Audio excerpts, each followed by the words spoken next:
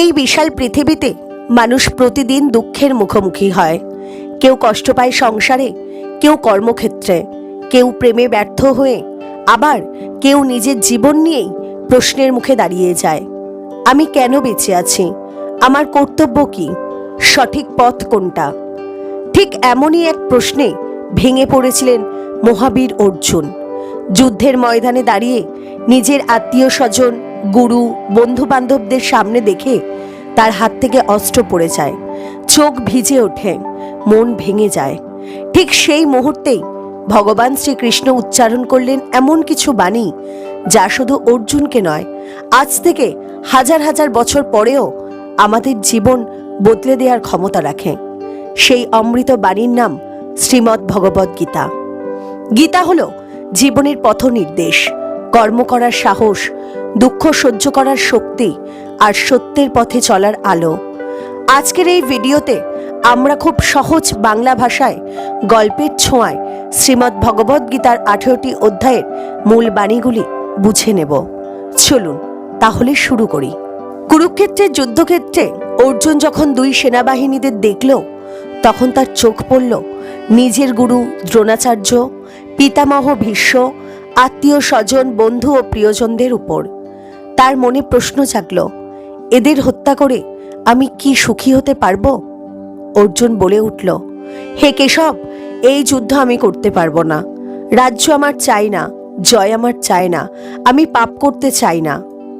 গীতা আমাদের শেখায়, জীবনে এমন সময় আসবেই যখন আমরা সিদ্ধান্তহীনতায় ভুগব। দুঃখ পাওয়া দুর্বলতা নয়, প্রশ্ন করা অপরাধ নয়। অর্জুন ভেঙে পড়েছিল বলেই গীতার জন্ম হয়েছিল। শ্রীকৃষ্ণ বলেন, হে অর্জুন, তুমি যাদের জন্য কাঁদছ তারা কেউ মরছে না। শরীর নষ্ট হবে, কিন্তু আত্মা কখনো নষ্ট হয় না। আত্মা জন্মায় না, আত্মা মরে না, আত্মা আগুনে পড়ে না, জলে ভেজে না, অস্ত্রেও আত্মাকে কাটা যায় না। তিনি বলেন, সুখ দুঃখ সমানভাবে গ্রহণ করো, লাভ ক্ষতি সমান দৃষ্টিতে দেখো, কর্তব্য থেকে পালিয়ে যেও না। তিনি আরও বলেন, কর্ম করো কিন্তু ফলের আসক্তি ত্যাগ করো। এই একটিমাত্র কথাই মানুষের জীবন পাল্টে দিতে পারে। আজ আমরা দুঃখ পাই কারণ আমরা ফল নিয়ে ভয় পাই। ভগবান বলেন, কর্ম থেকে পালানো মুক্তির পথ নয়, সঠিক কর্মই মুক্তির পথ। কেউ এক মুহূর্ত কর্ম ছাড়া থাকতে পারে না। নিঃশ্বাস নেওয়াটাও এক ধরনের কর্ম। নিজের কর্তব্য সৎভাবে করাই ধর্ম। অন্যের মতো হতে গিয়ে নিজের পথ হারিও না। নিষ্কাম কর্মই শ্রেষ্ঠ কর্ম। ভগবান বলেন, নিজের ধর্ম পালন করতে গিয়ে মৃত্যু হলেও শ্রেয়, অন্যের ধর্ম পালন করা বিপজ্জনক। গীতা আমাদের শেখায়, চাকরি, সংসার, দায়িত্ব সবই সাধনা। কাজ ছোট বা বড় হয় না, মনটাই আসল। শ্রীকৃষ্ণ বলেন, হে অর্জুন, আমি সূর্যদেবকে জ্ঞান কর্ম সন্ন্যাস যোগের কথা বলেছিলাম। সূর্য মনুকে বলেছিলেন, মনু ইক্ষ্বাকুকে বলেছিলেন। এই জ্ঞান প্রাচীন, কিন্তু কখনো পুরনো হয় না। গীতার চিরন্তন সত্য হলো, সময় বদলায়, যুগ বদলায়, কিন্তু সত্য কখনো বদলায় না। ভগবান শ্রীকৃষ্ণ বলেছিলেন, যখনই ধর্মের গ্লানি হয়, অধর্মের বৃদ্ধি হয়, তখনই আমি অবতার গ্রহণ করি, সাধুকে রক্ষা করতে, অসাধুকে বিনাশ করতে আর ধর্মকে প্রতিষ্ঠা করতে। এই কথাগুলো শুধু ধর্মীয় নয়, এগুলো জীবনের প্রতিটি সংকটের জন্য প্রযোজ্য। যখন অন্যায় বাড়ে, সত্য চাপা পড়ে যায়, ভালো মানুষ কষ্ট পায়, তখনই ঈশ্বর কোনো না কোনো রূপে আসেন। ভগবান বলেন, জ্ঞান হলো এমন আগুন যা সব কর্মফল পুড়িয়ে দেয়। অজ্ঞান মানে বন্ধন, আর জ্ঞান মানে মুক্তি। কিন্তু এই জ্ঞান অহংকার নয়, এই জ্ঞান শেখায় নম্রতা, অহিংসা, ক্ষমা, সত্য এবং ইন্দ্রিয় সংযম। আজকের জীবনে ডিগ্রি আছে, কিন্তু জ্ঞান নেই। গীতা বলে, জ্ঞান মানে আত্মজ্ঞান। অর্জুন শ্রীকৃষ্ণকে প্রশ্ন করেন, হে কৃষ্ণ, কর্মত্যাগ ভালো না কর্মযোগ ভালো? শ্রীকৃষ্ণ উত্তর দেন, দুটোই ভালো, কিন্তু কর্মযোগ শ্রেষ্ঠ। ত্যাগ মানে সংসার ছেড়ে বনে যাওয়া নয়, দায়িত্ব ফেলে পালানো নয়। ত্যাগ মানে হলো অহংকার ত্যাগ করা, লোভ ত্যাগ করা, ফলের আসক্তি ত্যাগ করা। একজন কর্মযোগী কাজ করে কিন্তু নিজেকে কর্তা ভাবে না, ফল ঈশ্বরের হাতে ছেড়ে দেয়।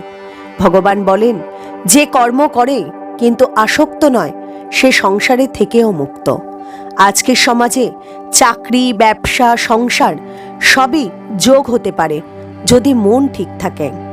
আমাদের সবচেয়ে বড় সমস্যা হলো মন। শ্রীকৃষ্ণ বলেন, মনই মানুষের বন্ধু, আবার মনই মানুষের শত্রু। নিয়ন্ত্রিত মন মানে মুক্তি, আর অশান্ত মন মানে বন্ধন। ধ্যান মানে চোখ বন্ধ করে বসে থাকা নয়, পাহাড়ে চলে যাওয়া নয়। ধ্যান মানে নিজের মনের উপর নিয়ন্ত্রণ করা, চিন্তাকে শান্ত করা, নিজের ভেতরের আওয়াজ শোনা। শ্রীকৃষ্ণ ধ্যানের সহজ পথ বলে দেন: নির্জন স্থান, শরীর সোজা, শ্বাস নিয়ন্ত্রণ এবং মন ঈশ্বরে স্থির। অর্জুন বলেন, হে কৃষ্ণ, মন খুব চঞ্চল, একে বশ করা খুব কঠিন। শ্রীকৃষ্ণ উত্তর দেন, অভ্যাস আর বৈরাগ্যে মন বশ হয়। আজকের জীবনে মোবাইল, সোশ্যাল মিডিয়া, লোভ, ভয় মনকে অশান্ত করে রেখেছে। গীতা বলে, মনকে জয় করতে পারলেই জীবন জয় করা যায়। ভগবান শ্রীকৃষ্ণ বলেন, হে অর্জুন, আমাকে সম্পূর্ণরূপে জানতে পারলে আর কিছু জানার বাকি থাকে না। তিনি বলেন, এই জগৎ দুটি শক্তিতে গঠিত, অপরা প্রকৃতি আর পরা প্রকৃতি। অপরা প্রকৃতি হলো মাটি, জল, আগুন, বায়ু, আকাশ, মন, বুদ্ধি, অহংকার। আর পরা প্রকৃতি হলো জীবাত্মা। আজকের মানুষ শুধু বাহ্যিক জগৎ দেখে, ভিতরের আত্মাকে দেখে না। তিনি বলেন, আমার যোগমায়ায় আবৃত বলে সবাই আমাকে জানতে পারে না। অহংকার, লোভ, আসক্তি, ভয়, এই চারটি ঈশ্বর দর্শনের সবচেয়ে বড় বাধা। ভগবান বলেন, আমার ভক্ত চার প্রকার: আর্ত, জিজ্ঞাসু, অর্থার্থী আর জ্ঞানী। আর্ত হলেন দুঃখে পড়ে যারা আমাকে ডাকেন, জিজ্ঞাসু হলেন যারা জানতে চান, অর্থার্থী হলেন যারা সুখ চান, আর জ্ঞানী হলেন আমাকে যারা ভালোবাসেন। সবচেয়ে প্রিয় আমার জ্ঞানী ভক্ত। অর্জুন শ্রীকৃষ্ণকে প্রশ্ন করেন, তাহলে মৃত্যুর মুহূর্তে মানুষ কি ভাববে? শ্রীকৃষ্ণ বলেন, মৃত্যুর সময় যাকে স্মরণ করবে সেভাবেই তুমি আমাকে প্রাপ্ত হবে। মৃত্যু যেমন, জীবনও তেমন। যিনি সারা জীবন ঈশ্বর স্মরণ করেন তার কাছে মৃত্যু ভয় নয়। আজ আমরা সারাদিন টেনশন, টাকা, মোবাইল। মৃত্যুর সময় কি মনে থাকবে? গীতা আমাদের বলে, আজই প্রস্তুতি নাও। ভগবান বলেন, আমি এই জগতের পিতা, মাতা এবং ধারক। তিনি আরো বলেন, যে আমাকে একটি পাতা, একটি ফুল, একটু জল আর একটু ফল ভক্তি ভরে অর্পণ করে তা আমি গ্রহণ করি। এখানে নেই কোনো ধন, জাঁকজমক, আড়ম্বর। এখানে আছে শুধুই ভক্তি। ভগবান শ্রীকৃষ্ণ বলেন, আমি কোথায় কোথায় আছি। পর্বতের মধ্যে আমি মেরু, নদীর মধ্যে আমি গঙ্গা, পাখির মধ্যে আমি গরুড়। আজকের ভাষায় ভালো যা কিছু তার ভিতরেই ঈশ্বর। অর্জুন শ্রীকৃষ্ণকে তার বিশ্বরূপ দর্শন করতে চান। শ্রীকৃষ্ণ তখন অর্জুনকে দিব্য দৃষ্টি দান করেন। অর্জুন শ্রীকৃষ্ণের বিশ্বরূপ দেখে ভয়ে কেঁপে ওঠে। অসংখ্য মুখ, অসংখ্য চোখ, সময়ের গর্জন।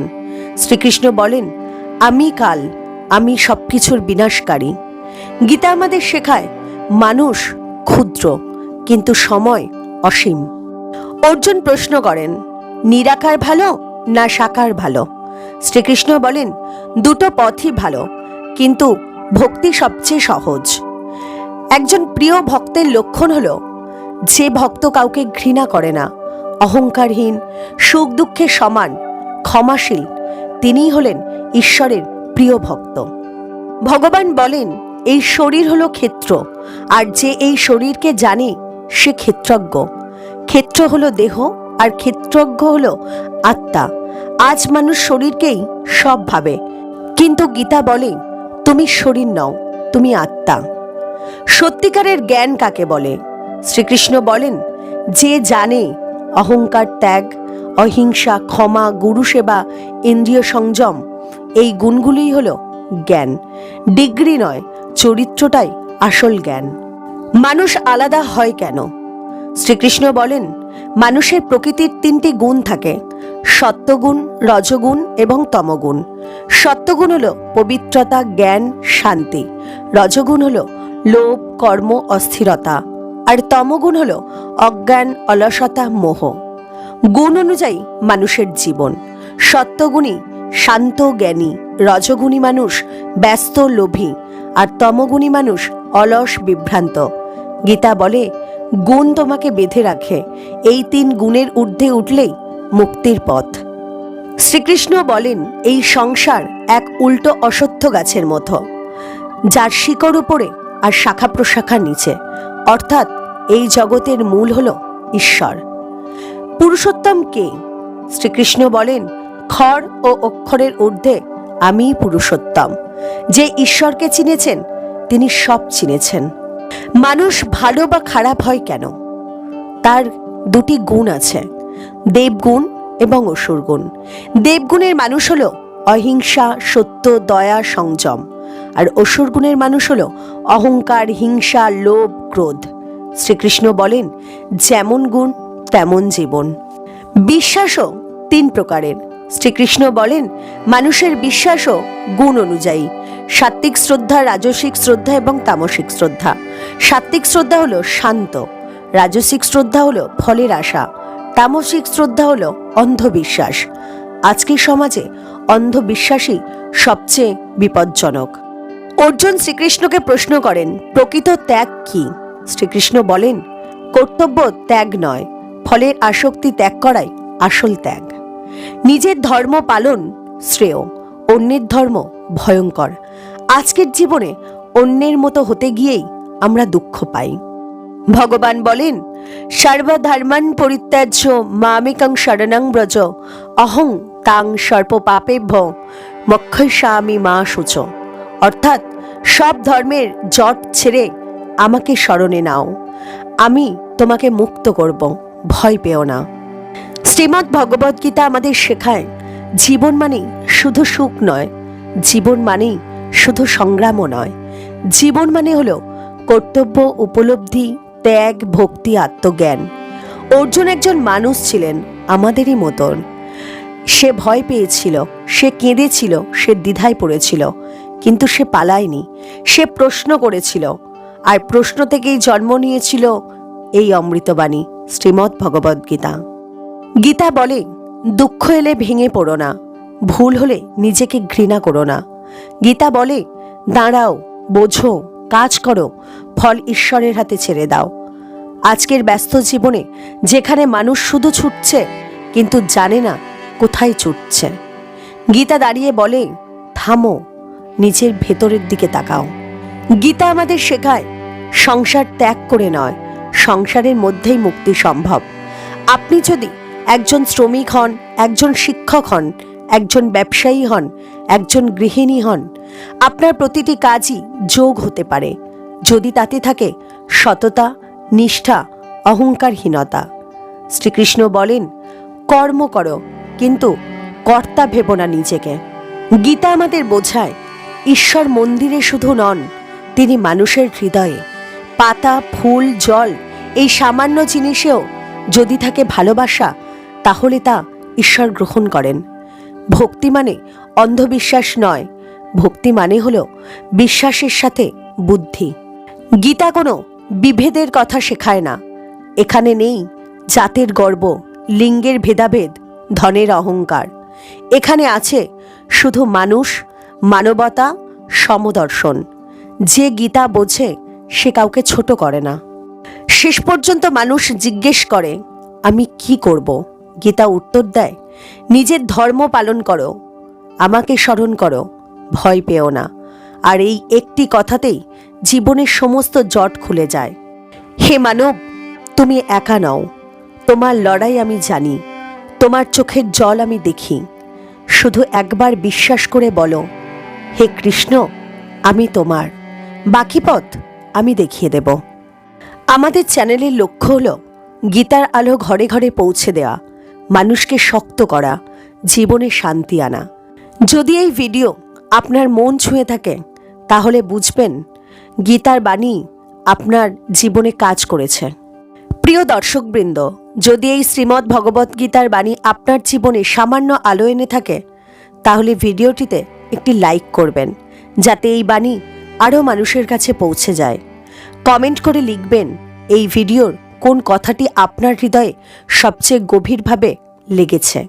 আর যদি আপনি চান এমন আরও গীতা, পুরাণ, উপনিষদের সহজ ও হৃদয়স্পর্শী ব্যাখ্যা, তাহলে এখনই চ্যানেলটি সাবস্ক্রাইব করে পাশে থাকা বেল আইকনটি প্রেস করে রাখুন। কারণ গীতার বাণী যত ছড়াবেন ততই মানবতা বাঁচবে। জয় শ্রীকৃষ্ণ, জয় শ্রীমদ্ ভগবদ্ গীতা।